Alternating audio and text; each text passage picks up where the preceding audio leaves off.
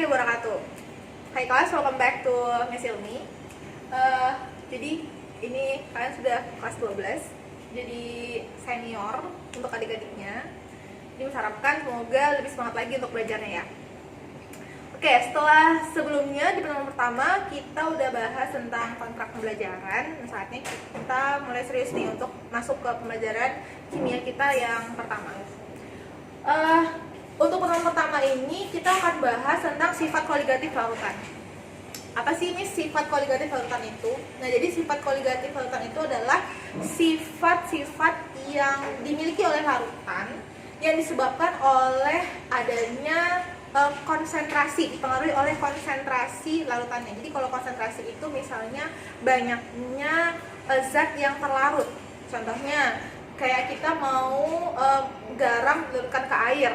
Nah, 1 sendok garam dengan 2 sendok garam tentu berbeda ya konsentrasinya. Nah, itu yang dimaksud dengan perbedaannya itu. Nah, perbedaan konsentrasinya itu nantinya akan mempengaruhi sifat koligatifnya. Jadi sifat koligatif itu nanti ada macam-macamnya, ada beberapa jenis-jenisnya, kita akan bahas lebih lanjut. Namun sebelumnya kita bahas dulu yang basic dasar yang diperlukan untuk sifat koligatif larutan ini. Karena tadi Miss sudah bilang bahwa ini dipengaruhi oleh konsentrasi, makanya ada perhitungan yang berkaitan dengan konsentrasi ini.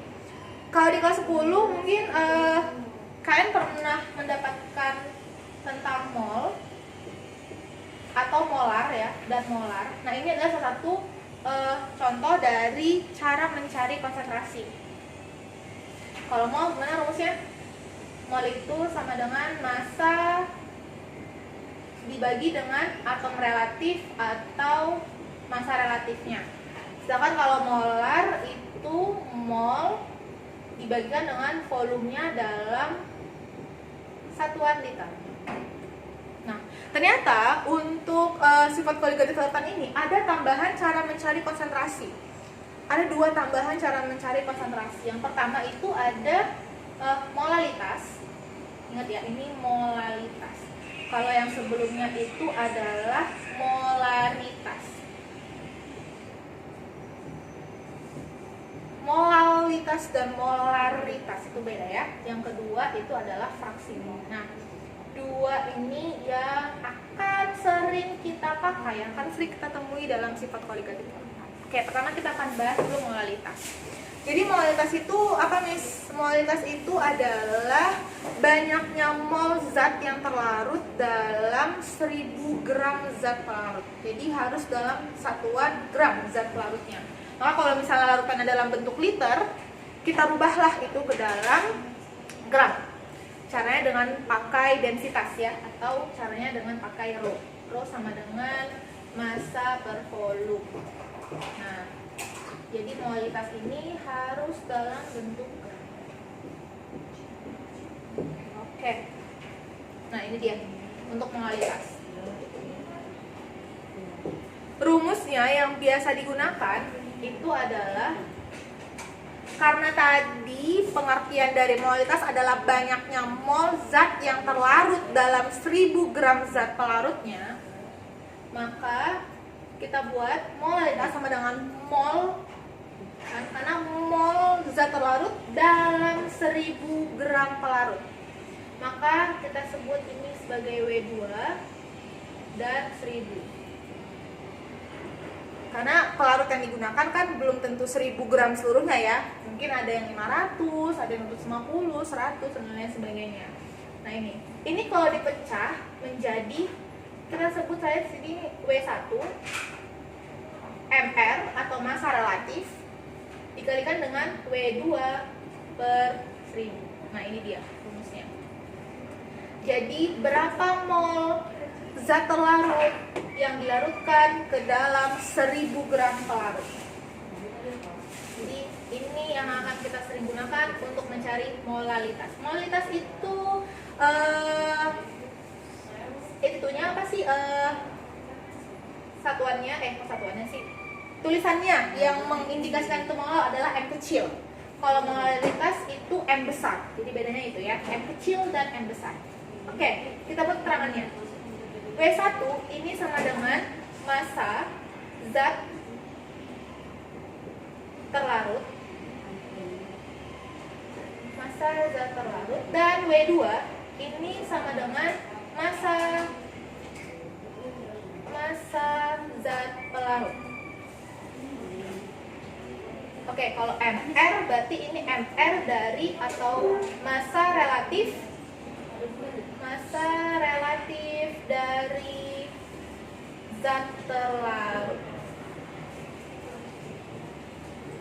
Miss bingung Miss bedain terlarut dan pelarut. Oke, kita ambil contoh tadi udah Miss kasih contoh awal tuh ada garam dan ada air ya. Nah, garam dan air, mana yang pelarut dan mana yang terlarut? Pelarutnya adalah air, terlarutnya adalah garam. Jadi itu cara bedakannya ya. Yang dimasukin atau yang dilarut, yang akan melebur atau yang hilang dalam air itu adalah yang zat terlarutnya. Jadi ketika zat pelarut dicampurkan zat terlarut, maka akan menghasilkan larutan. Nah itu, jadi larutan itu terdiri dari dua ya, pelarut dan zat pelarut.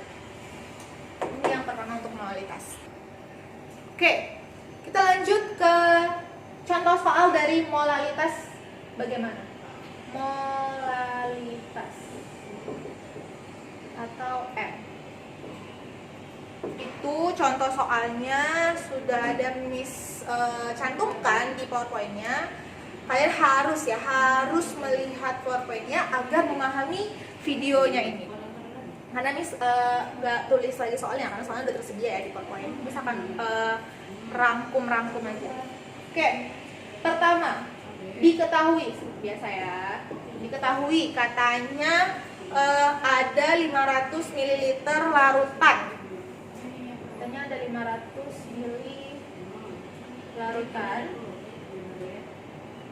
Oke, ingat ya, ini 500 ml larutan.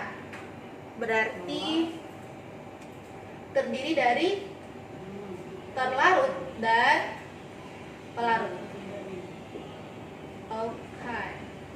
Nah, kemudian mengandung 5% massa H2SO4.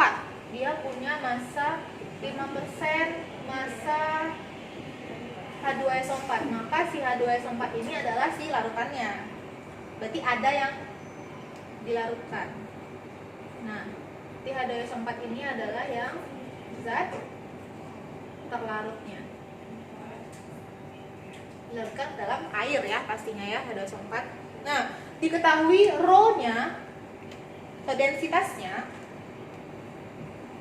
itu sama dengan 1,2 gram per centimeter kubik. Maka tentukanlah molalitas dari si larutan tersebut. Yang ditanya, DIT, molalitasnya berapa?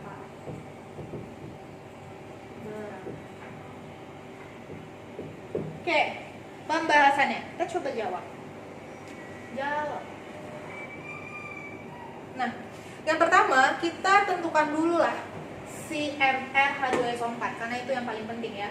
Ini Miss tambahkan MR atau AR nya. H itu berapa? 1. Oke, kemudian S itu 32 dan O itu 16. Maka tambah si H2SO4 akan punya MR sebanyak 98. Oke, kita masukin. Ini jadi faktor pentingnya. MR H2SO4 sama dengan 98. Next adalah kemudian rapatan massa larutannya berapa? Ya, massa larutannya berapa? Katanya dikasih tahu rho-nya ini kan sama dengan 1,2 gram per centimeter kubik. Nah, centimeter kubik ini sama dengan mililiter ya. Kalau desimeter kubik itu sama dengan liter. Maka ini bisa kita buat 1,2 gram per mililiter. Maka berapakah massa larutannya? Maka massa larutan, tadi rumus rho Rho sama dengan massa per volume. Rho-nya sudah dikasih tahu 1,2. Berapa massanya? Itu yang dicari. Berapa volumenya? Ada 500. Maka massa larutannya sama dengan berapa? Yuk coba hitung. Ya, massa larutannya itu adalah 600 gram. Oke, ini massa larutannya ya. Oke, ada 600 gram. Nah, ini larutan loh, ini larutan. Seperti yang Miss bilang, bahwa larutan itu terdiri dari zat terlarut dan zat pelarut. Maka 600 gram ini bukan milik pelarutnya aja, tapi milik keduanya. Oke, kemudian pasti bertanya, Miss, jadi gimana nih cara kita misahin antara pelarut dan larutannya? Di sini ada poin pentingnya, yaitu ada 5% massa katanya. Berarti dari 600 gram, 5%-nya adalah milik si H2SO4. Kita cari. Berarti ini 5 per 100 dikali 600 gram. Ada yang bisa mati? Ada. Kita matikan aja nih, biar cepat. Mati. Jadi ini ada 30 gram. Berarti punya 30 gram terlarut ya, atau 30 gram H2SO4-nya. Kalau 30 gram H2SO4-nya atau zat pelarutnya, maka pelarutnya berapa? Tinggal kurang aja, Miss. 600 dikurang 30. Maka hasilnya 570 gram ini pelarut. Oke, semua sudah tercapai nih, tercukupi kayaknya. Kita ada MR, kita tahu massa-massa dari pelarut dan zat pelarutnya, maka kita langsung masukin ke rumus molalitasnya. Molalitas sama dengan tadi apa? W1 per MR dikalikan dengan 1000 per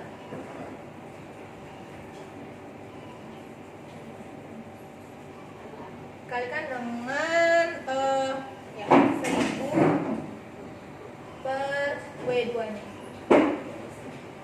Oke, maka W1-nya adalah zat terlarutnya, yaitu 30 per MR-nya, yaitu 98 dikalikan dengan 1000 dibagi 570.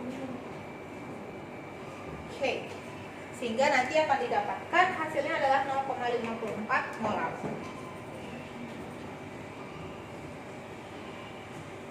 Jadi dalam pekerjaan ini yang paling pertama adalah kita harus tahu dulu MR dari zat terlarutnya, kemudian massa dari zat terlarut dan pelarutnya, baru kita bisa mengerjakan molalitasnya. Sederhana ya, sederhana kalau misalnya kita sering-sering latihannya.